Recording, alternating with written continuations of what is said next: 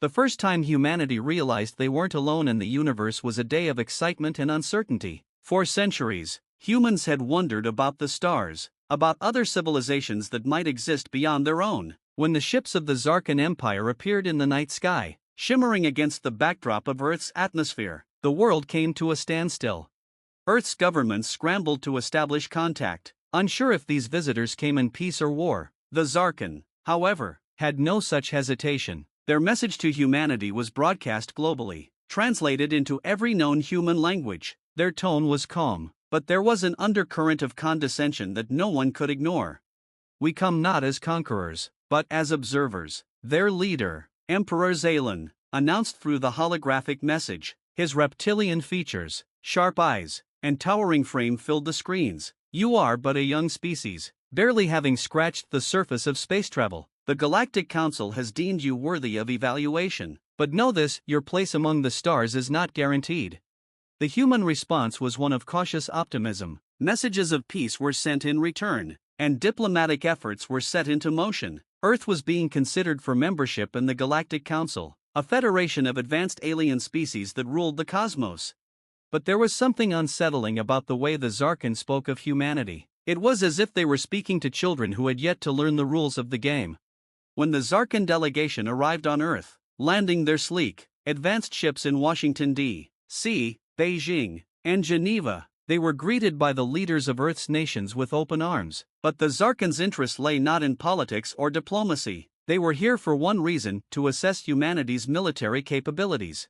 The Xarqon were a warrior race. Their empire had expanded through centuries of conquest and strategic dominance. They had seen countless civilizations rise and fall, and they viewed humanity as little more than an insignificant race barely worthy of notice. To them, Earth's military was primitive, its weapons outdated relics of a bygone era. Emperor Xarqon had sent his best generals to oversee Earth's evaluation, including General Zorak, a seasoned veteran who had fought in countless wars across the galaxy. Zorak was massive, even for his kind, with scales the color of molten gold and eyes that glimmered with a cold, calculating intelligence. Standing in front of a human military base in Nevada, Zorak couldn't help but let out a low, guttural laugh as he watched Earth's forces assemble for the demonstration. Tanks, jet fighters, and soldiers carrying rifles marched in formation, their weapons gleaming under the desert sun. This is what they call a military?" Zorak sneered, turning to his second-in-command, Captain Threx. "Look at these crude machines. Do they expect these metal toys to impress us?" Threx, a slender Xarqon with sharp, intelligent eyes, chuckled in agreement. "I've seen children on our homeworld play with more sophisticated weapons." General Harrison, the human commander tasked with leading the demonstration, stood nearby, his face unreadable. He had been briefed on the Xarqon's arrogance, but hearing it firsthand was another matter entirely. Harrison had spent his life serving in the military, and he had seen the strength and ingenuity of human forces. The Xarqon had no idea what was coming. "General Zorak," Harrison said, stepping forward, "I invite you to observe the capabilities of our forces. We may not have energy shields or plasma rifles, but our weapons have served us well." Zorak snorted. "I'm sure they have, on your primitive little planet. But tell me, General, what do you think will happen when you face an army equipped with technology that you can't even comprehend?" Harrison smiled slightly, though his eyes remained cold. "Why don't you watch and find out?" The demonstration began with Earth's tanks rolling into position. These were the pride of human engineering: massive, heavily armored vehicles equipped with powerful cannons capable of destroying enemy fortifications from miles away. The Xarqon generals watched with barely concealed amusement as the tanks lined up, their engines rumbling. The first volley of cannon fire rang out across the desert, the tanks unleashing their explosive shells toward a series of reinforced targets. The ground shook as the shells hit their mark, sending debris flying into the air. But to the Xarqon, it was a pathetic display. "Is this supposed to impress us?" Zorak said, his voice dripping with disdain. "They're throwing metal at targets. Where are the energy weapons? Where are the shields? These humans are stuck in the past." Captain Threx nodded in agreement. "Their technology is laughable. They're still using combustion engines and projectile weapons. It's like watching an ancient civilization." As the tanks fired, human fighter jets soared overhead, their sleek forms cutting through the sky. They fired a series of missiles, which streaked toward the targets with deadly accuracy. Explosions rocked the desert floor, creating massive craters where the targets once stood. Still, the Xarqon were unimpressed. They had seen far more advanced displays of firepower in their conquests across the galaxy. Plasma cannons that could vaporize entire armies in a single blast. Ships equipped with shields that made them nearly invincible. Xarqon turned to General Harrison, his golden eyes gleaming with amusement. "Is that all you've got, General? Explosions and flying machines? This is child's play." Harrison's smile faded slightly, but he remained calm. "Not quite, General. There's one more thing I'd like to show you." The Xarqon's amusement grew as they watched a massive machine being wheeled onto the battlefield.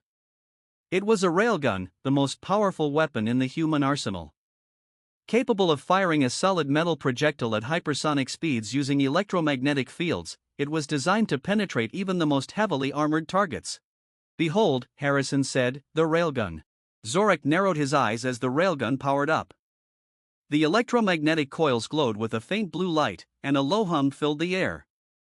A projectile was loaded into the chamber, and the weapon took aim at the largest target on the field, a massive bunker reinforced with the strongest materials on Earth.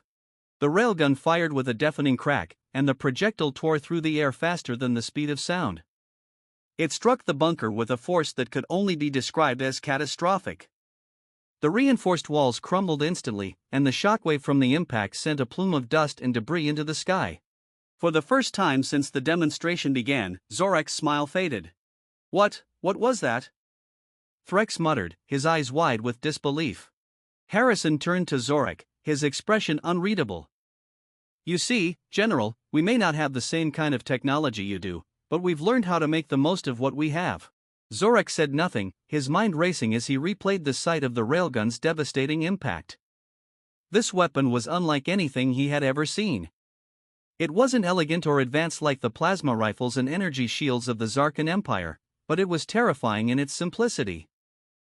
The demonstration ended, but the effects of what the Xarqon had witnessed lingered in the air. 4 days, the Xarqon delegation debated among themselves, trying to reconcile the primitive nature of human technology with the raw power they had seen. The railgun, in particular, haunted their thoughts. How could a species so far behind in technological development create something so destructive?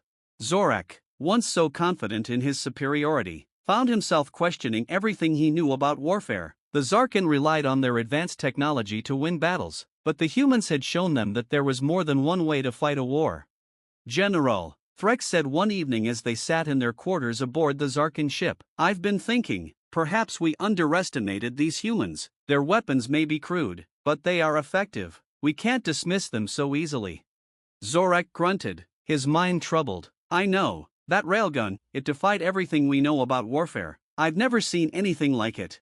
As the days passed, Xarqon's respect for humanity grew. He still believed the Xarqon were superior in many ways, but he could no longer deny the humans' resourcefulness. The time came for the Xarqon to make their final report to Emperor Xalen, who would decide whether Earth was worthy of joining the Galactic Council. Before they left, however, Xarqon requested one final test.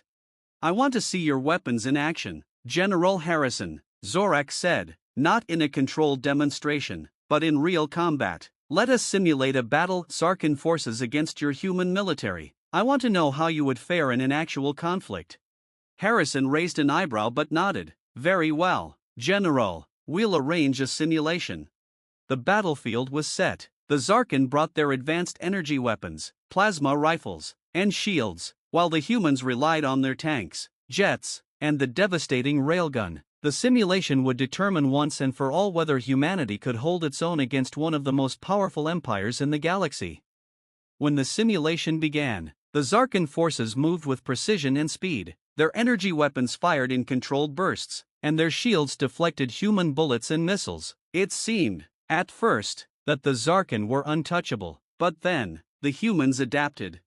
Tanks moved into position, using the terrain to their advantage. Jets swooped down from above, dropping bombs that disrupted the Xarqon formations, and then, the railgun fired.